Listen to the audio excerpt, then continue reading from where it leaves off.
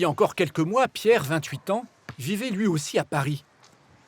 Et à la même époque, son look, c'était plutôt parka col roulé pour un temps maussade et froid.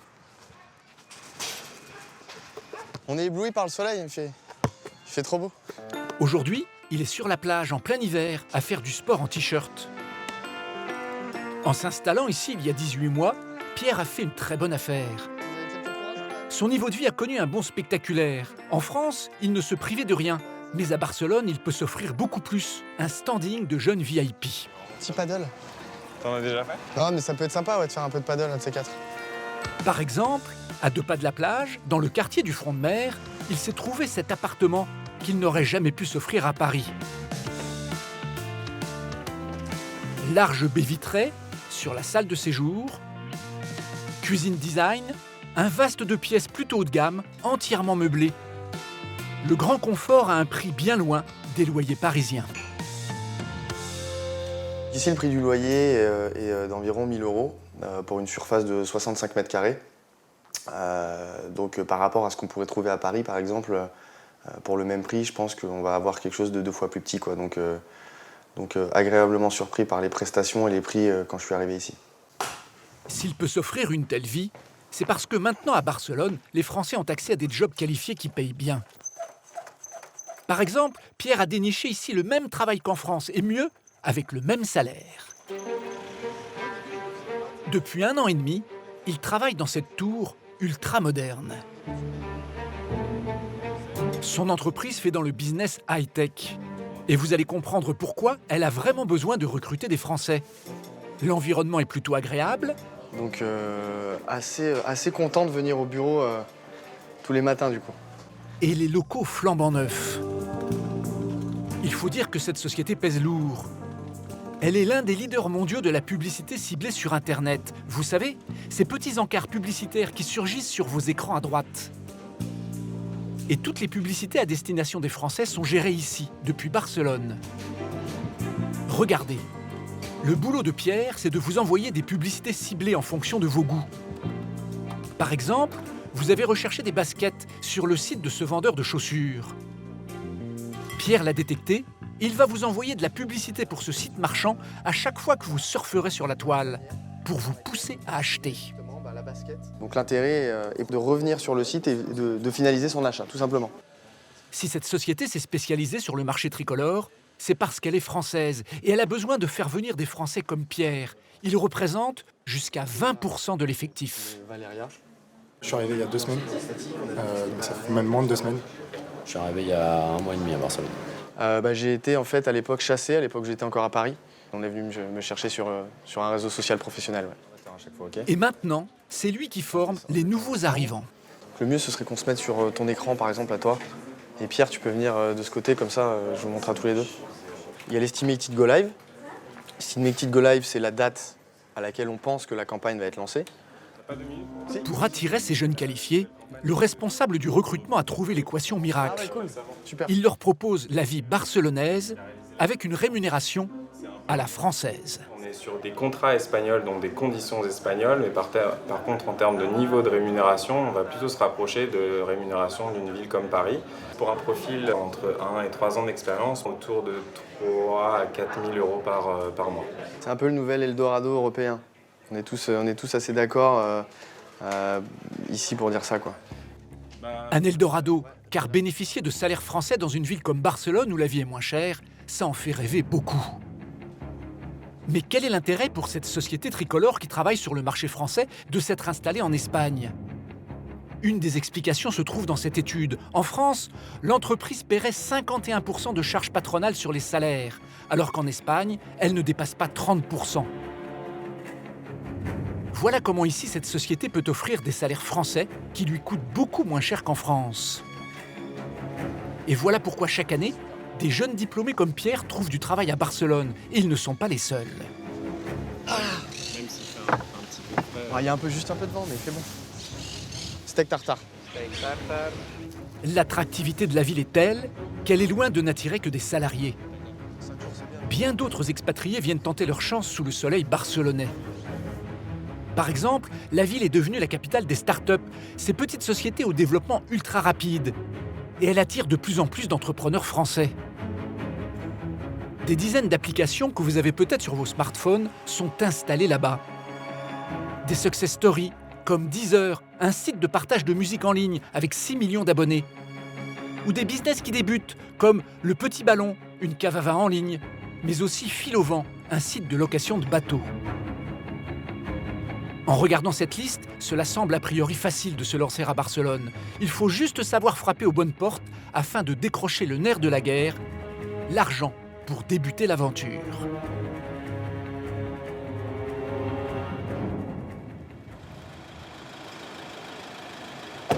Cela fait longtemps que Tim, la trentaine, attend cette matinée. Cet ancien habitant du Creusot a créé son business à Barcelone il y a un an. Il vient prendre livraison d'une très importante commande. Ah, ça monte. Rigolo ça. Il y a un mois, il a fait un gros chèque.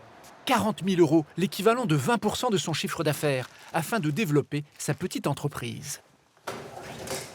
Ils sont là? Oui. Il a commandé des scooters, et pas qu'un peu. Une dizaine de machines au look délicieusement rétro de Vespa vintage.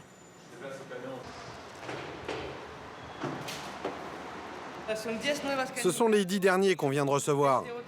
On en attend encore 20 et après, normalement, on en recevra 10 tous les mois. Après cette livraison et la suivante, il possédera plus de 60 machines. C'est tout son capital, alors il en prend soin. S'ils tiennent pas sur la béquille, ça fait effet de domino. Ça serait dommage. On va rester avec eux. À toutes. Tim ne les lâche pas d'une semelle. Il faut dire que pour l'instant, son business démarre fort. Ce jeune diplômé d'école de commerce a vu tout le profit qu'il pourrait tirer du climat barcelonais. 300 jours de beau temps par an, température rarement en dessous de 15 degrés, même en hiver. Le spot idéal pour se déplacer en 2 roues. Alors il s'est lancé dans la location de ces scooters très tendance. Oh, c'est fait. C'est fini. Pour se démarquer de la concurrence, il a tout misé sur des engins non pas à essence, mais électriques. Et tout son business repose sur un petit boîtier bourré d'électronique qui lui permet de localiser ses scooters en toutes circonstances. Ça se passe ici. Ce qu'on appelle, c'est un hardware avec un GPS. C'est une partie qui va se mettre ici et on fait tous nos branchements vers le circuit du scooter. Un GPS qui permet aux clients de les localiser n'importe où pour réserver le scooter le plus proche sans avoir à passer par leur QG. Mais restait un gros problème. Comment leur remettre les clés pour démarrer l'engin ? Cela leur a pris des mois avant de trouver une solution très spectaculaire et adaptée à la clientèle branchée de Barcelone. Tout passe par les téléphones portables. Julia, encore une Française installée ici, a craqué pour les scooters verts. Elle s'est abonnée à la société, ce qui lui permet de repérer sur une carte un 2 roues de disponible. Donc là, on voit le scooter qui est à côté de nous et il suffit que je clique sur réserve scooter pour réserver le scooter. Mais grâce à son téléphone, elle va pouvoir faire beaucoup mieux que ça. Déverrouiller le scooter. Et là, on unlock et on entend le bruit du top case. C'est magique. Et donc là, il est ouvert et il y a 2 casques. Et encore plus fort, démarrer l'engin à distance. Je vais démarrer le scooter avec mon téléphone toujours. Et c'est ainsi qu'en un an, la société a gagné 1000 abonnés. Un système que les jeunes Français auraient pu développer avec le même succès dans les villes ensoleillées du sud de la France. Mais voilà, c'est Barcelone qui a su attirer cette start-up. C'est parfait, c'est le climat idéal parce qu'il ne pleut jamais, il fait tout le temps beau. Et du coup, s'il y a vraiment une ville dans laquelle je suis fan du scoot, c'est vraiment Barcelone. Mais ce n'est pas uniquement le climat ensoleillé de la Catalogne qui attirait les Français. Tous les patrons de start-up vous le diront, la bonne idée ne suffit pas. Il faut pouvoir la financer. Et ici, monter une entreprise, ça coûte moins cher qu'ailleurs.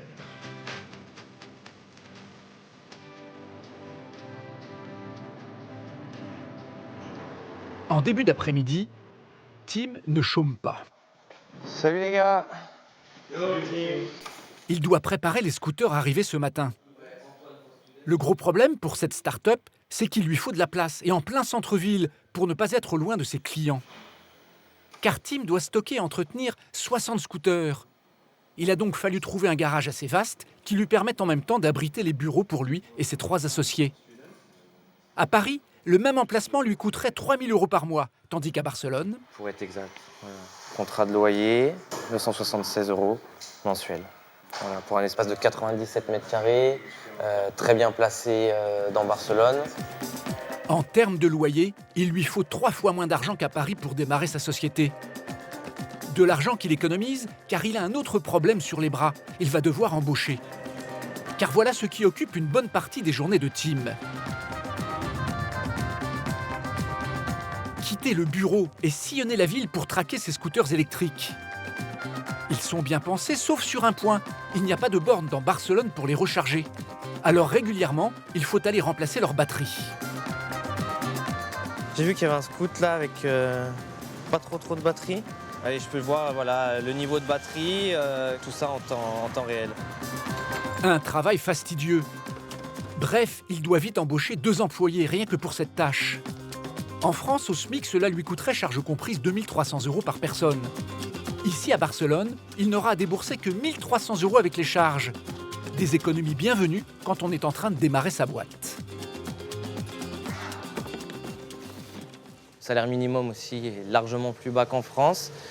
C'est des choses qui nous permettent, sur ces premiers temps, de fonctionner à moindre coût. Mises bout à bout, ces économies rendent le climat économique pour ces jeunes patrons aussi doux que la vie barcelonaise. Surtout quand, pendant le démarrage de l'entreprise, Tim et ses associés ne se sont pas versés de salaire. Pas question alors de trop dépenser pour se loger. Il a déniché cet appartement de 60 mètres carrés pour 650 € par mois. Le prix d'un studio parisien l'a vu en prime. Payer un loyer pas hors de prix, les restaurants, le supermarché pas trop cher. Quand c'est les débuts du projet, on ne peut pas se verser de salaire. Barcelone nous a clairement donné plus de temps que Dublin, Londres ou Paris. Reste maintenant à développer son petit business. Et là, il s'agit moins de faire des économies que de trouver de l'argent frais. Barcelona. Et à Barcelone, les Français sont si nombreux qu'il existe un réseau, une sorte de French Connection bien pratique pour faire des affaires.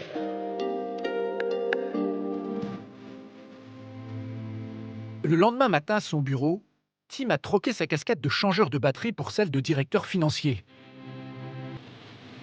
Car voilà ce qu'il a en tête. Acheter dans les 6 mois une vingtaine de scooters en plus. Et il va devoir trouver de l'argent pour les commander. Au démarrage de l'entreprise, il avait réussi à convaincre des investisseurs qui lui avaient apporté des fonds importants.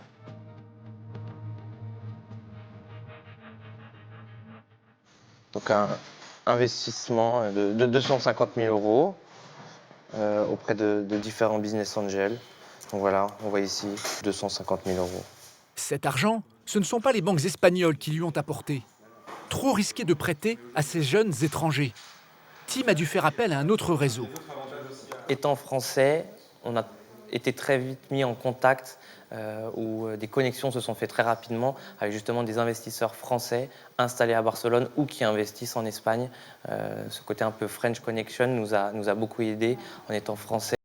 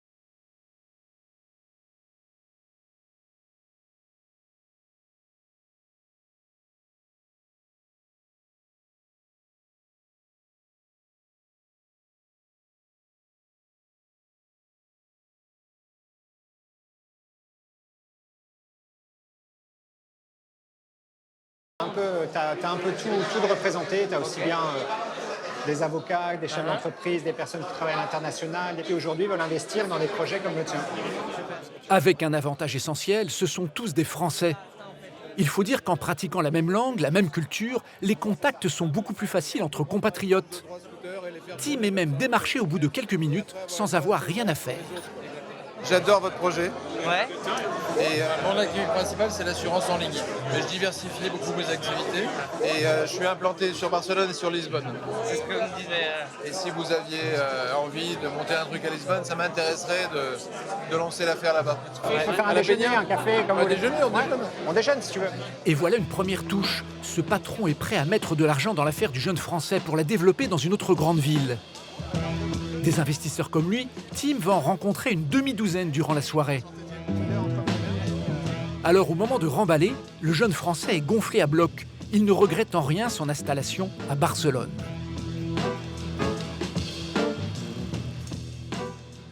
Pour le projet ou personnellement, super choix, Barcelone. Je pense pas que Pour le moment, je pense pas repartir d'ici. Et de l'argent frais, il devrait en trouver. En 2015, les Français ont investi plus de 400 millions d'euros à Barcelone.